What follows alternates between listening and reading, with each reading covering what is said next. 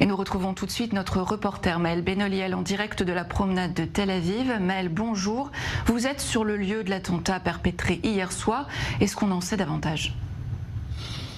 Écoutez, tout d'abord, j'ai avec moi Nimrod, un habitant de Tel Aviv qui est venu ce matin, malgré les circonstances, faire son sport quotidien. Nimrod, bonjour. Comment vous vous sentez ce matin après cet attentat sanglant ? Bon, c'est terrible. En fait, je me sens terrible. J'habite à 5 minutes d'ici. Et même si ces genre des occasions arrivent suivantes ici, c'est toujours terrible.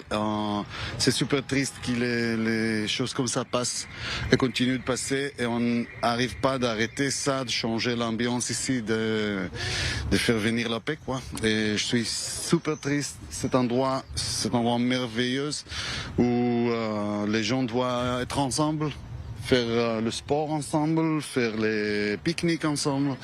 Et au lieu de ça, on tue en l'autre, et c'est super triste. Je dois dire que ce matin, je me suis réveillé, j'ai vu les nouvelles, et je suis venu ici pour sentir et pour voir cet endroit que je passe tous les jours. Et aujourd'hui, devient comme ça triste. Je sais pas quoi dire. Je suis désolé, c'est super triste que ça se passe comme ça. Merci Nimrod, merci. Voilà Johanna pour une réaction en direct de cet habitant de Tel Aviv. Alors cet endroit merveilleux, pour citer votre intervenant, c'est le centre névralgique du pays. La promenade de la ville, elle est particulièrement fréquentée, et même le vendredi soir, et elle l'était hier. Oui, tout à fait. C'est un endroit qui est apprécié. Nous sommes au niveau du parc Charles Clore. Donc il y a évidemment de nombreux randonneurs, promeneurs qui aiment se balader ici, puis aussi des touristes. Et donc hier, ce sont des touristes, non pas qui ont été visés, mais qui ont été victimes de ce terroriste. Je le rappelle, un arabe israélien de Kfar Qassem, qui se trouve à environ une demi-heure, 40 minutes d'ici, au nord de Tel Aviv. D'ailleurs, sa famille s'est exprimée, Johanna, et elle dit ne pas avoir été au courant des projets de Youssef Abou Jabar. Et si elle avait été au courant, elle a dit qu'elle aurait empêché de commettre cet attentat.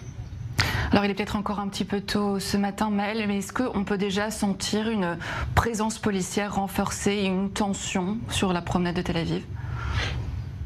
Alors au moment de notre arrivée, il n'y avait encore personne, aucune présence policière, mais depuis maintenant quelques minutes, j'ai pu observer l'arrivée de patrouilles, notamment de la police, et puis aussi de la police municipale. Il y a évidemment aussi de nombreuses équipes de presse ici, notamment italiennes, puisque la victime est un Italien, un avocat, un touriste, avocat de 36 ans originaire de Rome, qui a donc été tué hier soir. Et cette présence policière, elle est là aussi pour rassurer évidemment les touristes et puis les habitants, Johanna.